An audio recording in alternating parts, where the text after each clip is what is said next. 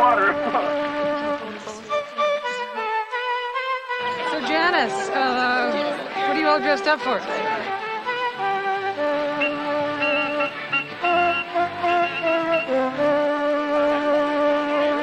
So the question comes to mind, why are you dressed up today? Why am I dressed up in this like Icelandic this? costume? Yes.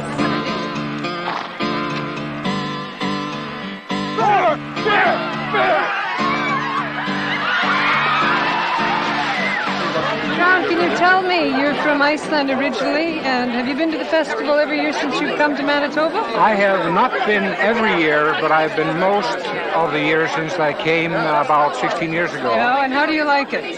This festival is the most vibrant and exciting festival that I have been to since I arrived here in 1973 by far. Do you think that we're going through a revival with the festival in Manitoba? Absolutely. It's obvious. Yeah? Seeing what's going on is just it's unbelievable.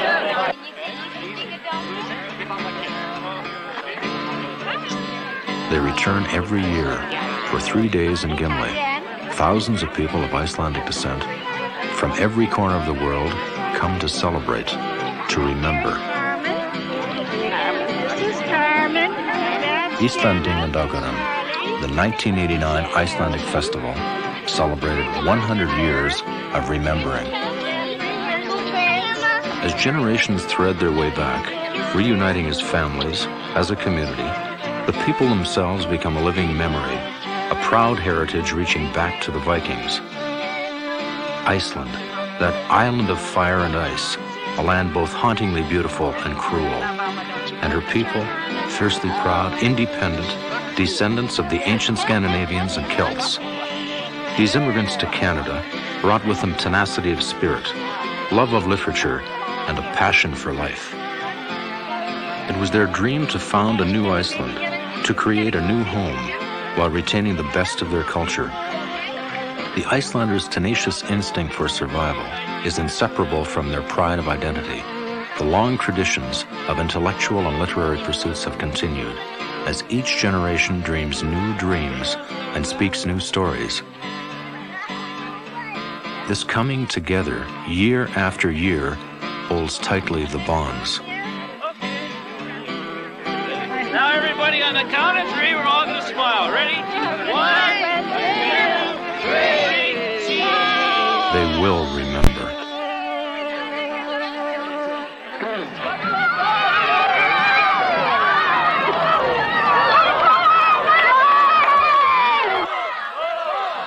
The festival, like the ancient Althing Assembly, founded in 930, has always boasted pageantry, fanfare, and competition, both intellectual and physical.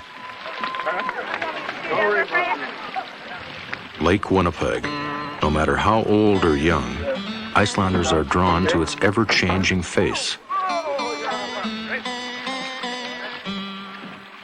Perhaps it's true, as poets have said, that the call of ancient seas is indelibly written in Icelandic blood.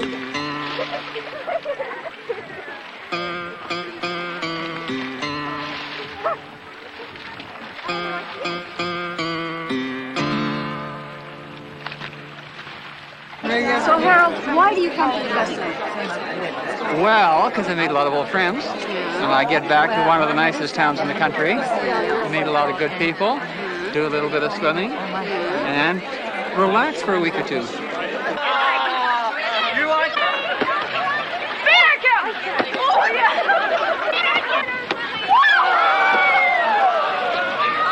Don't take your hand off it.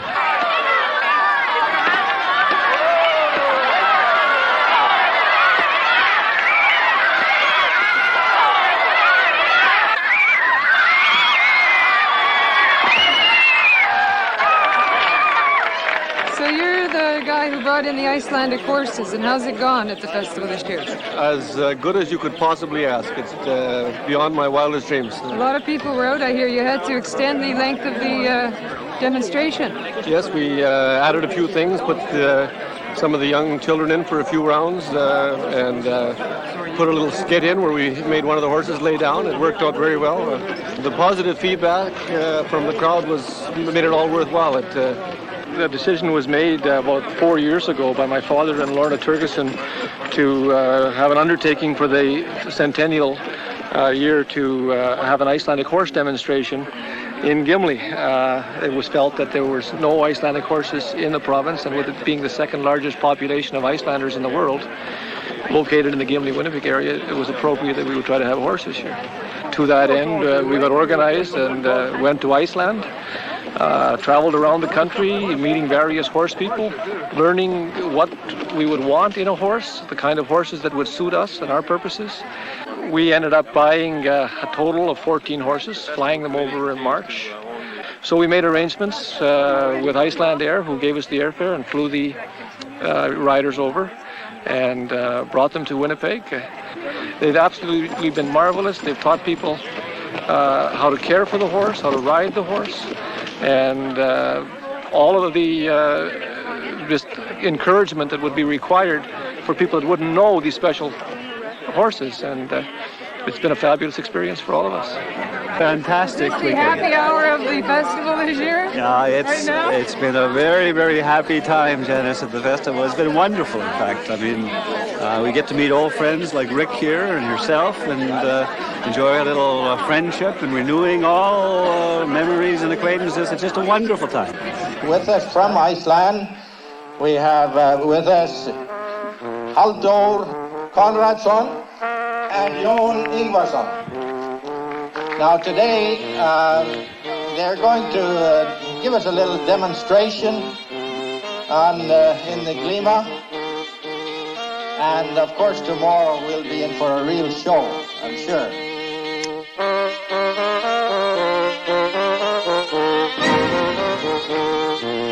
Now they will demonstrate the defensive move. And then of course they'll do it in quick motion.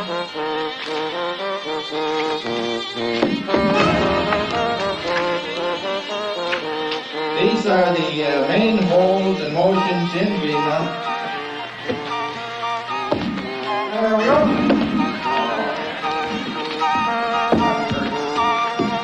Now we go for the hold first. Now that's the defensive move. Now we see the hook. And they shake hands like that. How about a big hand for the hook? And I enjoyed reading your story that was in the anthology. Oh, thank you. Yeah, that's the first of a collection of Gimli stories, I call them. Is that right? Yeah, Are you going to really. be publishing a collection I under haven't that written title? them all yet. No, well, no, it's going to be called, what did I call it? Almost Home. It's called Almost Home. That's wonderful. Yeah, but that's down the line a bit. Yeah. But it is based on Gimli, and I've been whacked by memory walking down these streets. It's like Back to the Future. I'm walking through just layers of time. It's wonderful.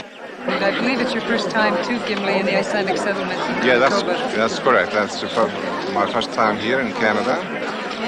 And the impression number one is how very big Canada is. I didn't realize before.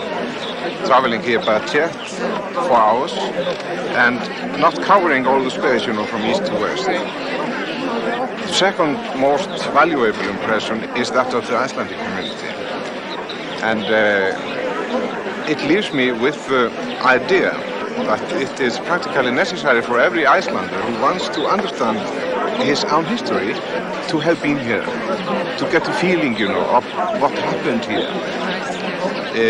Those who have not been here are similarly handicapped as those who would not have visited the West Fjords of Iceland, because this is quite a part of the Icelandic history which has happened here. And it is understandable because in the last 20 years of the last century, almost 1/5 of the population of Iceland left the country to settle down here. And very dramatic population exodus, wasn't it? Yeah, it was. And therefore it's very important for us to be here, to visit this, and, well, I would stay here much longer time.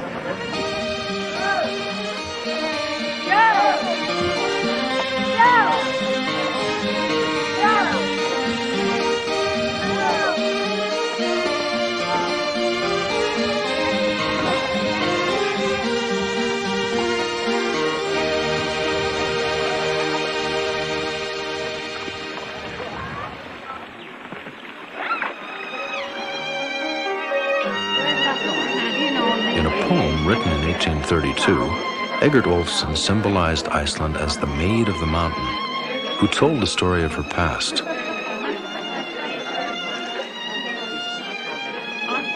The committee in 1924 adapted this symbol for the festival. Each year, an outstanding woman in the Icelandic community is selected as a Fjallkona.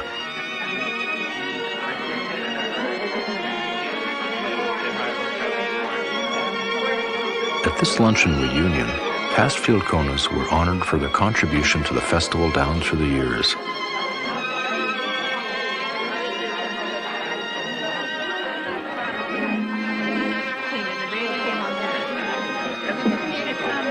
The Fjallkona's message has not changed.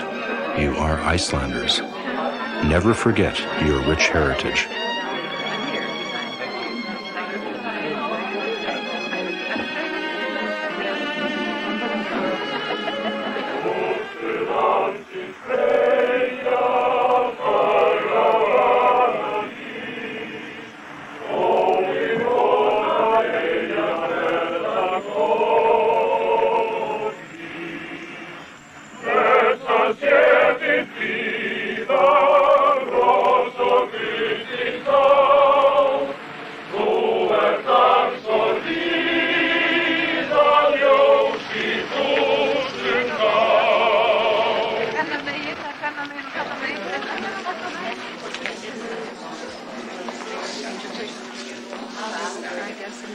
It is indeed a great pleasure for me to join you, dear Fjallkonur, because I have, as has been mentioned, been sometimes wearing this costume on behalf of my country when I'm representing it both at home and abroad. Mine is black with the golden embroidery here down the bosom and made of silk and gold, and my grandmother made that, and my mother did the scattering, as we call it, that is at the bottom of the skirt, and she did that with kunstbroderi, as we call it, and I wouldn't know how to say that in English. That is my mother's side. The belt that I am wearing with my skautbúningur is from my father's side, my grandmother on my father's side, and it is very unusual and a very beautiful belt. Everybody notices my belt, the belt I'm wearing, because it is not of gold, it is of copper. And it was made by a silversmith, unknown silversmith, in the Isles of Breiðafjörður.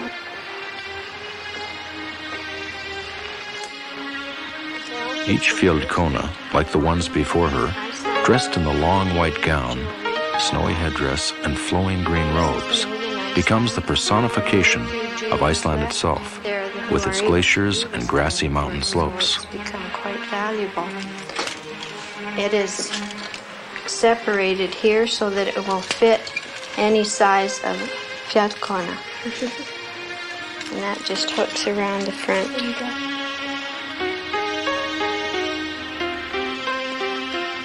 Even as the symbolism of the Fjallkona has been kept vibrant, so the festival, 100 years later, continues to hold to its vision. Got it as a gift when she was in Iceland, and I treasure that and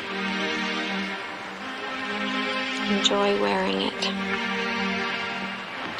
Toasts to Iceland and Canada, speeches by dignitaries, poetry, music, works of art, sports, indeed all aspects of the tremendous outpouring of creative Icelandic energy are honored during Islendingadagurinn. The cape represents the green valleys of Iceland, which are very lush, and it is hooked with more filigree jewelry, and it just clasps around.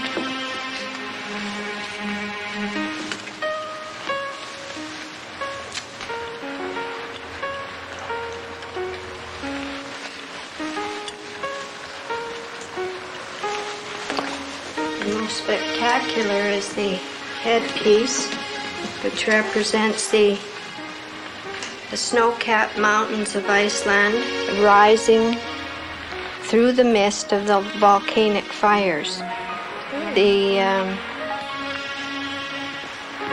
This is the coat of arms of Iceland above a row of stars.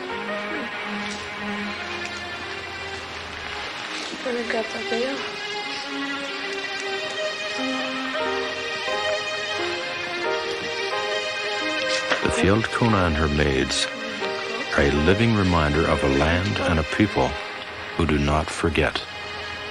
Mrs. Thordarson, you were the Fjallkona at the 1953 Icelandic Festival. What was the festival like at that time? Well, as I was young then, and I always enjoyed the Islendingadagurinn, and when they asked me to be Fjallkona, I felt very privileged that they had chosen me to represent the mother of Iceland at the festival. As I remember it as a child, it was an outing of the year, and we would go to the lake with our lunches packed and spend our day and really enjoy just the company of everyone around. There would be a lovely program, whatever the community could produce in the line of music, speeches, poetry, which was very abundant in those years. Well, I remember very vividly, I was 6 or 7 years old when my mother was the Fjallkona in Winnipeg at Old River Park. And I remember all the crowd came to Old Victor Street Park across from where I lived. And a group picture was taken like it was taken today. And they were all in there. They wore costumes to those. They wore the black costumes, and she was dressed in the dress costume.